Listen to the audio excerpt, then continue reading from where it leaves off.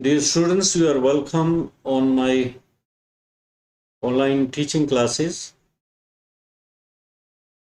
I am Shishpal Chauhan and today I have brought the last lecture on the lesson The Ailing Planet by Nani Palkiwala, and this lecture is fifth and the last one.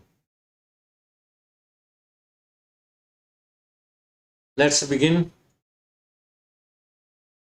Let's recall what we were discussing in the video lecture 4. Video lecture 4 में हम जो discuss कर रहे थे उस पे आ जाते हैं एक बार.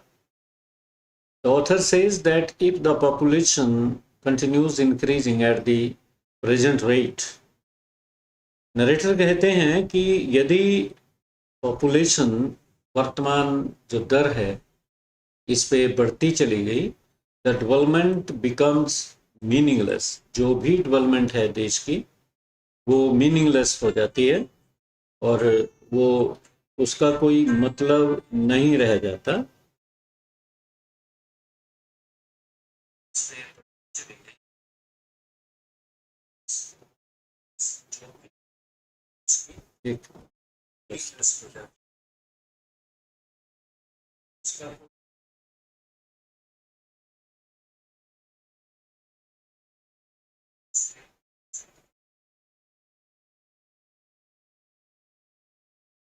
Okay, the author says that if the population continues increasing at the present rate, the development becomes meaningless at its speed, and its speed may also decrease. उसकी जो स्पीड है वो कम पड़ जाती है और एक किस्म से यूं कहिए कि जो हमारी डेवलपमेंट है वो ज़ीरो हो जाती है.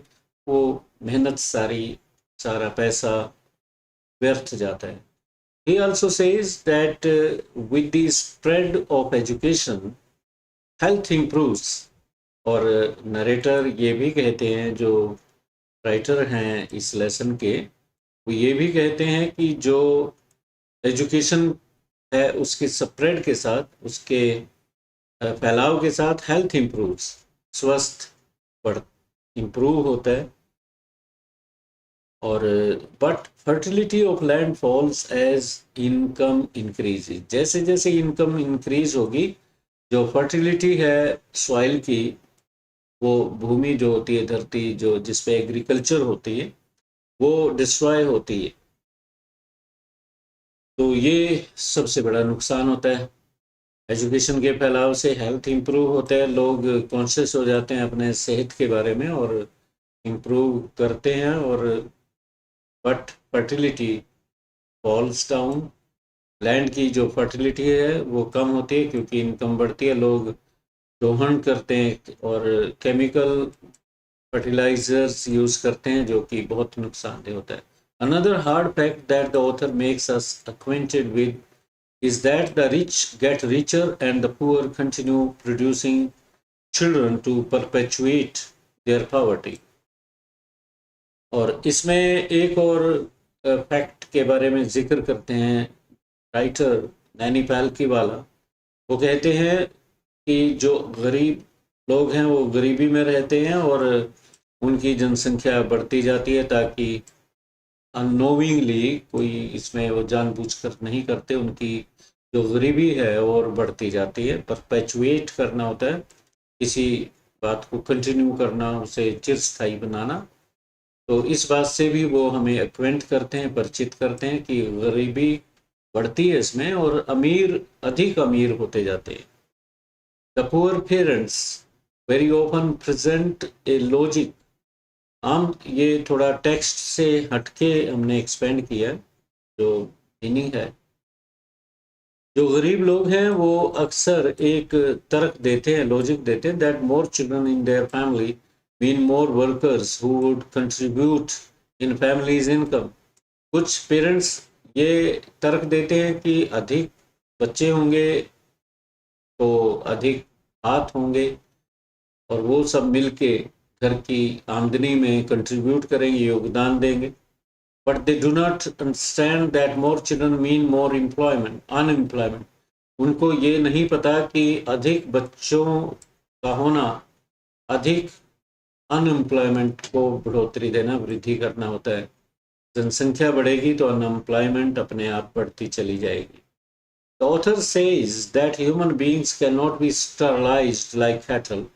और नैनीपाल के वाला ऐसे में कहते हैं कि ह्यूमन बींग्स को स्टरलाइज नहीं किया जा सकता, उन्हें इम्पोर्टेंट नहीं किया जा सकता जैसे पशुओं को करते हैं। But people do not come forward for getting themselves sterilised.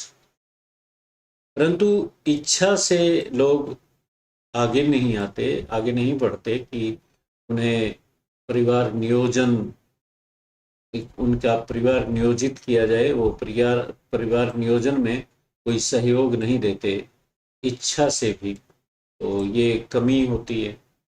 So the government will have to make a choice between the two options. नैनीपाल की वाला कहते हैं कि तो सरकार के पास सिर्फ दो ऑप्शंस हैं, या तो फिर वो पॉपुलेशन को कंट्रोल करे, controlling population and perpetuating poverty,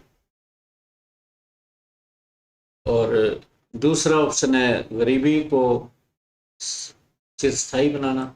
अगर वो कंट्रोल नहीं करते पॉपुलेशन को तो गरीबी बढ़ती जाएगी, विकास सारा नाली में जाता रहेगा। तो पहला ऑप्शन कंट्रोल करो पॉपुलेशन को, दूसरा ऑप्शन है गरीबी को परपेचुएट करना, बढ़ाना, लगातार कंटिन्यू रखना, राइट। तो इनमें जो सबसे अच्छा ऑप्शन है कंट्रोलिंग पॉपुलेशन, ये गवर्नमेंट को करना चाहिए।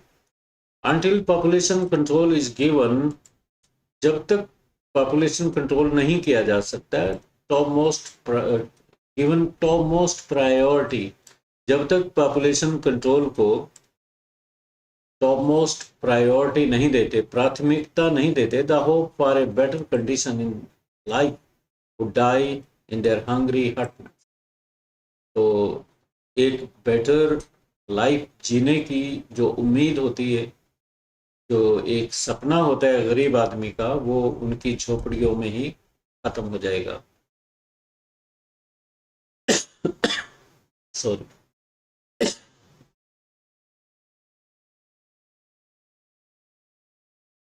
The author expresses his satisfaction on the change that has occurred in people of our country as they have started showing concern for the survival of the planet.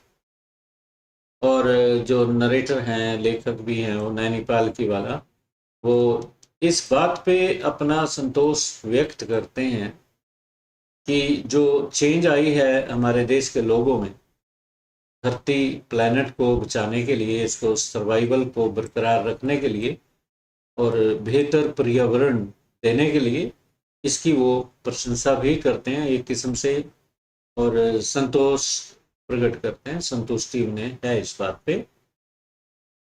वैसे भी reality में दिन ब दिन पर्यावरण में इम्प्रूवमेंट के लिए एनजीओज भी काम कर रहे हैं और एजुकेशनल इंस्टीट्यूशंस काम कर रही है, सरकार खुद काम कर रही है। All of us have begun to take a holistic and ecological view by which we see the world as an integrated whole. और सभी हम मिल के एक holistic ecological view approach apply करते हैं, जिस पे चल रहे हैं हम, और अपने आप को, दुनिया को, इंडिया एक अलग एक कंट्री के रूप में हम नहीं देख रहे भारतवर्ष को। एक होलिस्टिक अप्रोच क्या होती है, वर्ल्ड को अपना हिस्सा मान के, अपने आप को एक इस दुनिया का हिस्सा मान के सभी देशों के साथ मिलके इस काम में योगदान दे रहे हैं। The writer also tells us that the industry has also a very important role to play in the era of responsibility.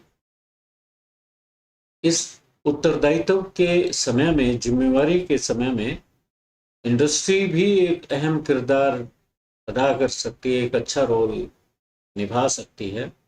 The writer expects more businessmen like chairman of Due Point, Mr. Edgar S.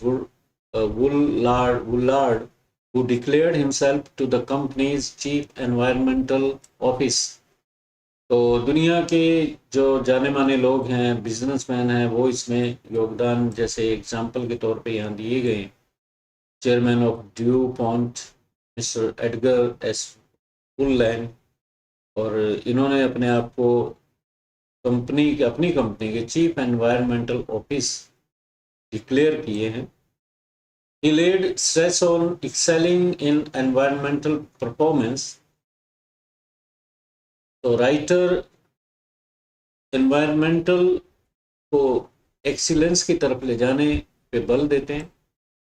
The writer concludes his article recalling Margaret Thatcher's statement, और writer Margaret Thatcher की statement को याद करते हैं, यहाँ पे उसको quote करते हैं। The writer concludes his article recalling Margaret Thatcher statement. उनकी एक स्टेटमेंट है, no generation has a free hold on the earth, all we have is a life tenancy, right to use with a full repairing lease. वो कहती हैं कि किसी भी generation को जो धरती पे है, जैसे वर्तमान जनरेशन हैं, जो वर्तमान पीढ़ी है उसमें बुजुर्ग भी हैं, बीच मिडिल एज लोग भी हैं और बच्चे भी हैं। 3 पीढ़ियां या 4 पीढ़ियां लगभग होती हैं एक एज में। तो वो उन्हें कोई फ्री हैंड नहीं है धरती पे कुछ भी करने का। All we have is a life tenancy, right to use on rent. हमें ये जो धरती है एक रेंट पे मिली हुई है। टेनेंसी क्या होती है, जैसे हम रेंटल हमने लीज पे लिया हुआ है धरती को, एक जिम्मेवारी के तौर पे हम काम करें और इसे बेहतर जब जाएं तो धरती को बेहतर रूप में अगली जनरेशन को सौंप के जाए with a full repairing lease. Agreement मान के चलो आप, धरती के साथ हमारा एग्रीमेंट है कि हम इसको अच्छा दे के जाएंगे आने वाली जनरेशन को। कहने का मतलब उनका ये है कि जो वर्तमान जनरेशन है धरती को यूज कर रही है, तो उनका दोहन ना करे धरती के रिसोर्सेज का, तो इसके पर्यावरण को और बेहतर बना के जाएं, धरती को रहने लायक स्थान बना के जाएं, ताकि आने वाली जनरेशन्स इसका इस्तेमाल करें उसी तरीके से जैसे कोई टेनेंट किसी मकान में रहता है और मकान को वो तोड़ता फोड़ता नहीं है, और जो मकान मालिक है उसे बेहतर ढंग में चाहता है कि वो अच्छे से जैसा था कम से कम वैसा छोड़ के जाए। In the words of mister Lesser Brown के शब्दों में, we have not inherited this earth from our forefathers, we have borrowed it from our children. तो लेसर ब्राउन इस बात की तरफ ध्यान दिलाते हैं, खींचते हैं हमारा, कि हमने अपने फोरफादर से, आमतौर पे जैसे माना जाता है कि ये धरती हमने अपने पूर्वजों से ली है, हमें विरासत में मिली है। वो कहते हैं विरासत में नहीं मिली, ये तो आने वाली जनरेशन, जो कमिंग जनरेशन है, उनसे आपने उधारी में ली हुई है, लीज पे ली हुई है, ठेके पे ले रखी है, और आप इस धरती को एक अच्छा प्लेस बना के जाओगे आने वाली जनरेशन के लिए। और दोनों एटीट्यूड जो हैं धरती के प्रति डिफरेंट है। अगर हम ये मानते हैं कि उत्तराधिकार में मिली है तो हम इसका जैसे मर्जी इस्तेमाल करें, वो भावना दिल में, वो विचार आते हैं, जैसे मर्जी यूज करें। नो, अगर हम ये मान के चले उधार की बात है, हमने बोरो किया हुआ है और इसको सौंपना है, सौंप के जाना है आने वाली जनरेशन को, तो इसमें जिम्मेवारी की भावना आ जाती है अपने आप ही। तो dear students, in this manner this lesson the ailing planet and सबके 5 वीडियो लेक्चर इसके बने, और इस तरह से नेक्स्ट लेसन कोई और लेके मैं फिर आऊँगा। Till then have a nice day, enjoy yourself, thank you.